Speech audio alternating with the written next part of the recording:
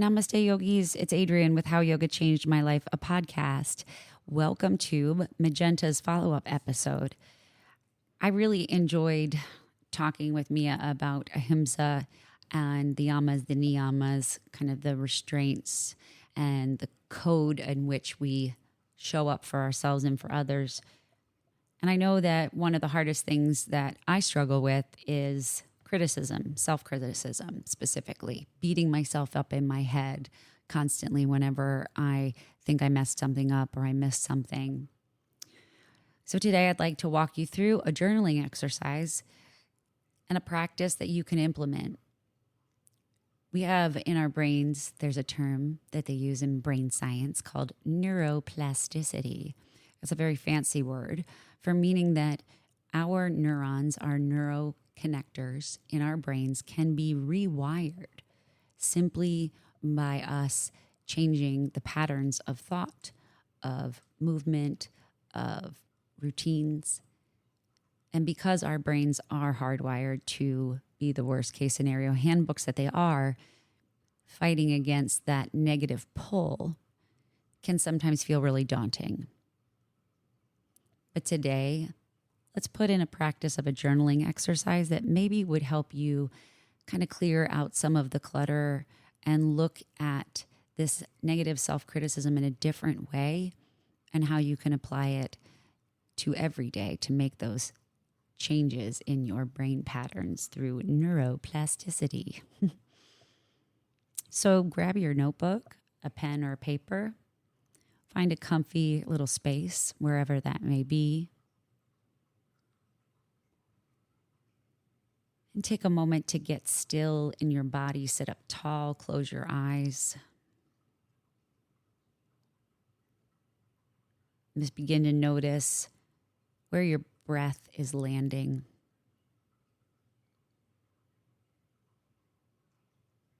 Where your thoughts are running. Physically, how your body feels. Take a deep breath in. Start from the base of your belly throughout each of your ribs, all the way to the top of your throat. Breathe everything out. Take a second longer to exhale than you did inhale. Breathe in for 1, 2, 3.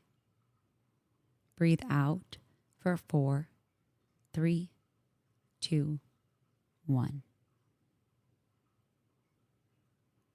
You can keep this breathing pattern going. Whenever your mind begins to wander away from the space, but just take a moment to become still and present in this very moment, the only moment that's available to you.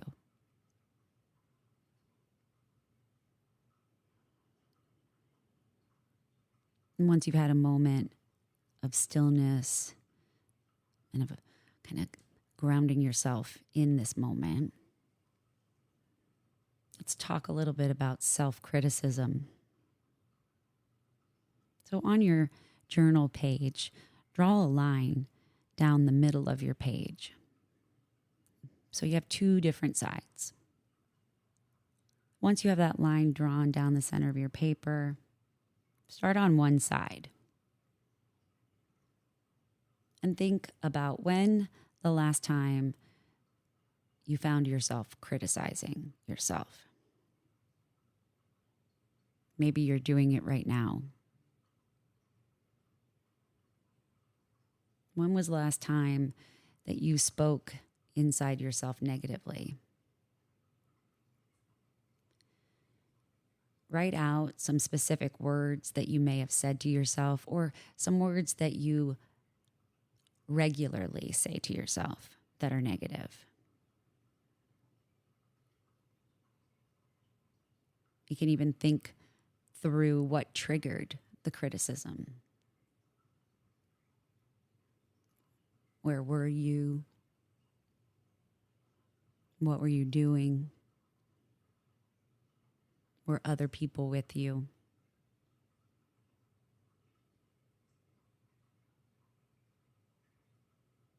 So on the one side of this page, list out all the criticisms that you tell yourself the most.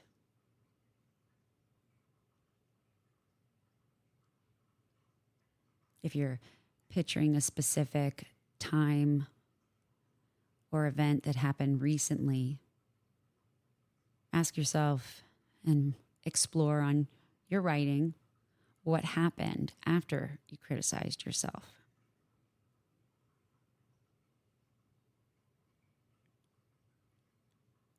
Could you feel that criticism physically in your body?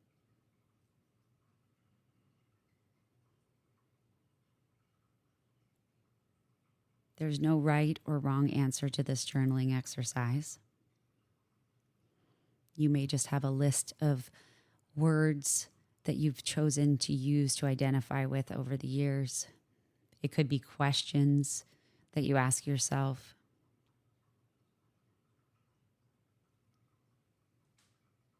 When you really think about these negative thoughts, they will land somewhere in your body physically. Maybe your stomach drops, your heart beat quickens, or maybe even get a tension headache.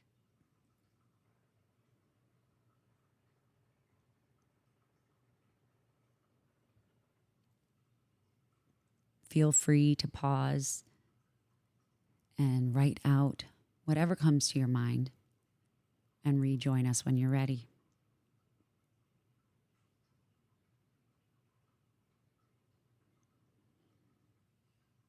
Now, on the other side of that paper, for each criticism you wrote out, write a statement that maybe you would say to encourage a friend that said that negative criticism to themselves or to you about themselves. Kind of flip the narrative.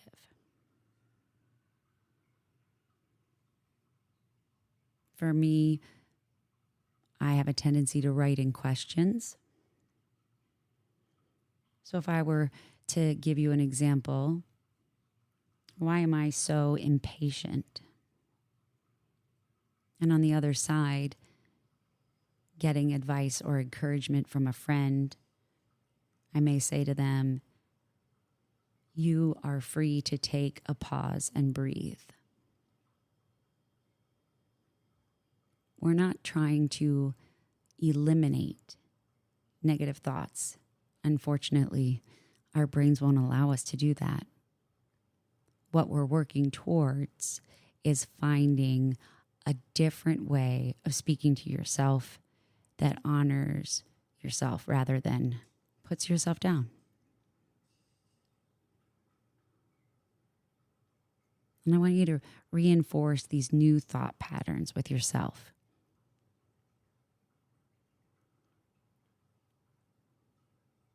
Again, if you need a break and want to write some more, you can pause and rejoin. If you're struggling to find the positive or an encouraging statement to combat the negative criticism, picture a child that you may be speaking with.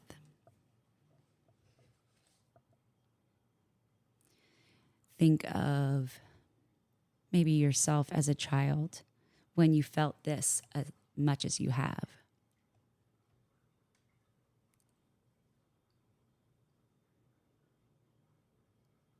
So try this practice for 1 week.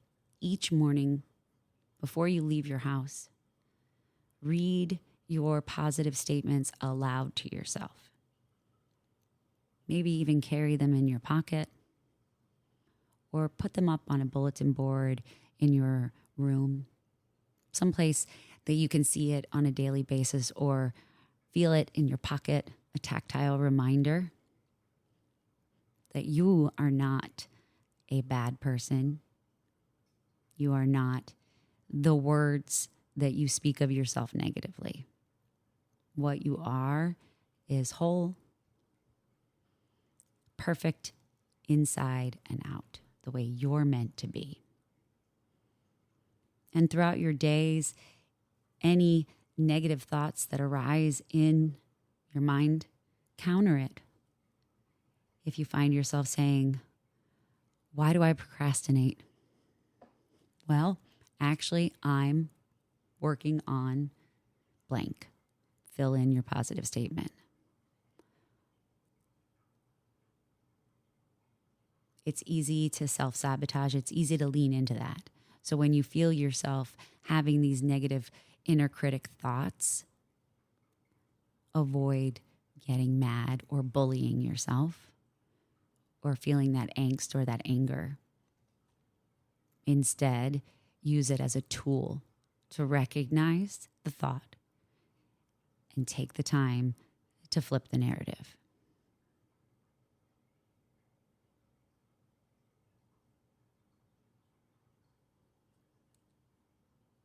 I'd love to hear your thoughts on this journaling exercise. You can send us an email to yogachanged@gmail.com. Make sure you follow us on the gram and the TikTok at Yoga Changed. This podcast means so much to Mia and I. We love the opportunity to hear your stories and relate them back to how yoga, science, philosophy, and the history really does change people's lives. All right, Mia. So we just went through, and I thought it'd be kind of cool because we don't normally do this in our follow-up episodes, right? We just kind of give you the content, the meditation, the exercise, the pranayama, and then let it land with you however it does. But this one was a little bit more difficult for me. And even the last one we did with the sound bowls and the noise, like that angst that I told you guys I felt. So I wanted to explore this a little bit more and kind of get Mia's feedback on what came up for you in this exercise. Help if I put your mic on. Yeah, I think a few different things came up. There were times where I was able to write like singular words for how I describe myself or how I speak to myself. There were times where I kind of wrote phrases. I think what was harder for me is like flipping it sometimes, right? So like, because it can just sound corny. So like one of the things I wrote about, like an insecurity is like dumb. And it's like, okay, you're so smart, like you're so smart, Yeah. And so it's just kind of, and I think for me when writing it, I realize it's silly because a lot of these things that I think about myself or that I say to myself, I know are irrational. Right. I know that they're not necessarily rooted in truth, that they're insecurities, that they're sensitive points or, sore spots for me. They're stories that you keep telling yourself. So, yeah, that's what came up for me. That's very cool. Yeah, I think that is a hard one. Like, I'm dumb. I actually wrote, I'm an idiot. And my flip to that was, you are well equipped. And I kind of do believe that. I might not be the smartest grape in the bunch, but I definitely know that I'm equipped to handle what comes my way. And when I said, well, a lot of the things that came up for me are the most annoying things about myself to me, which is, why do I overthink things? Why am I so talkative? Am I a good listener? Why can't I listen? Or why do I procrastinate? I'm a huge procrastinator. Avoidance, right? And like kind of just going, I'll get to it. But then I remembered years ago, I can't remember who told me this. I can't remember if it was my 500-hour teacher or if it was just a teacher in Chicago said that when you procrastinate, sometimes you have to wait for the creative bug to kind of come to you.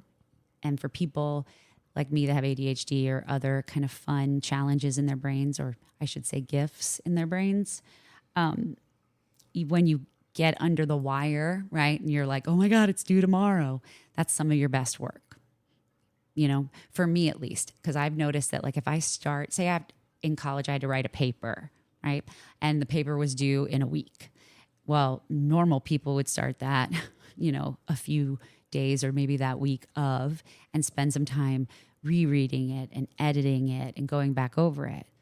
What I noticed that whenever I would try to do something earlier, I would obsess about it and rewrite it and get so confused and so up in my head that it just became this like gobbledygook, right? So now what I ended up doing was just waiting or planning ahead time before that I could commit to it. It doesn't always work, for sure.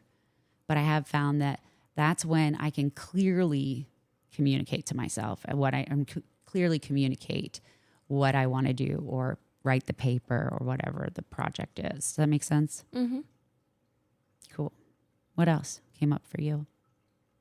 Did you have any flips of the narrative that were surprising? Let's see. Let's look at this list. Is it a long list? No, it's 1, 2, 3, 4, 5, 6. That's not bad. Yeah, I don't know. Like it feels, for me, like very, very truthfully, these activities, sometimes I don't enjoy them. They feel dumb.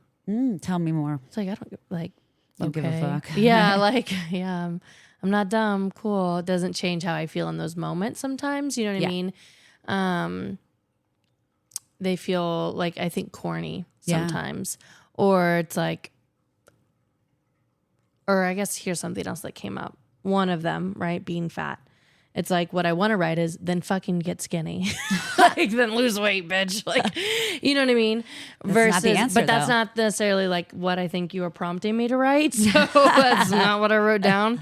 I understood the assignment, but I did not. But that's not, you know what I mean? Like, Right. That's my response of like, okay, you feel out of shape, then go to kick the your gym. ass. Yeah.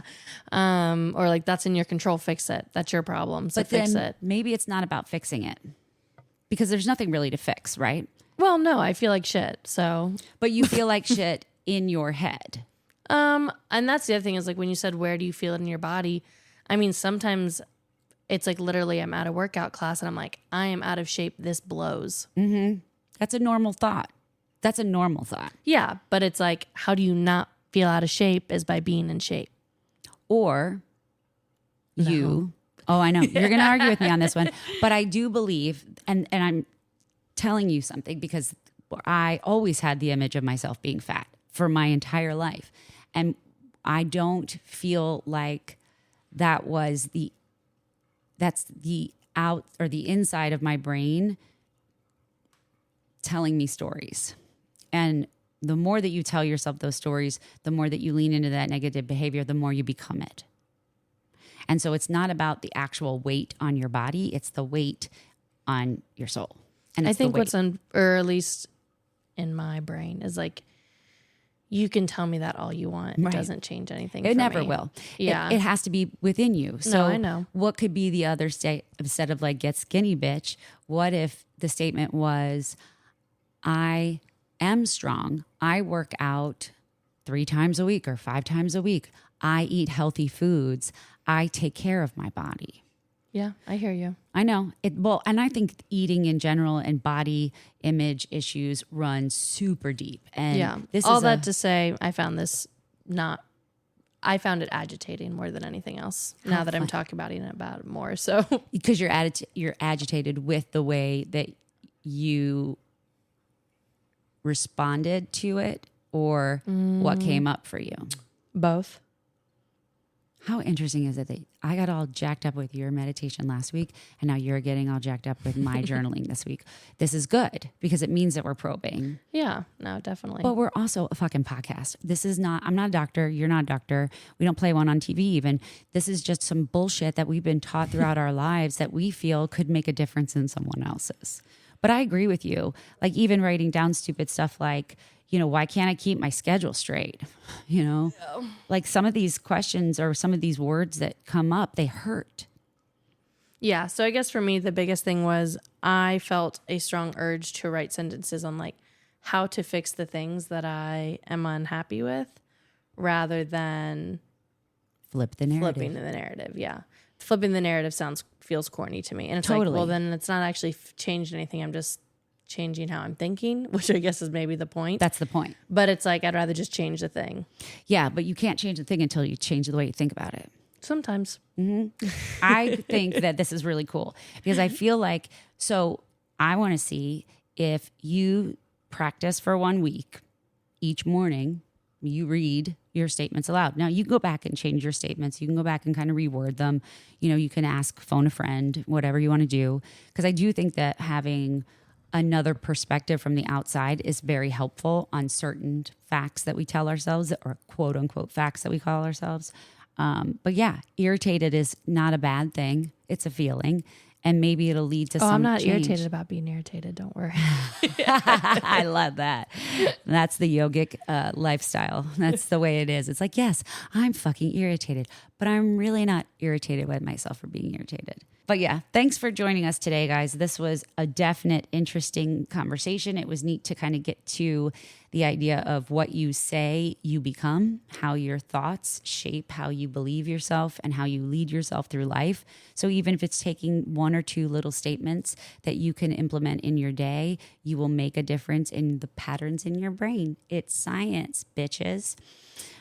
So thanks for joining us, and we will see you next week.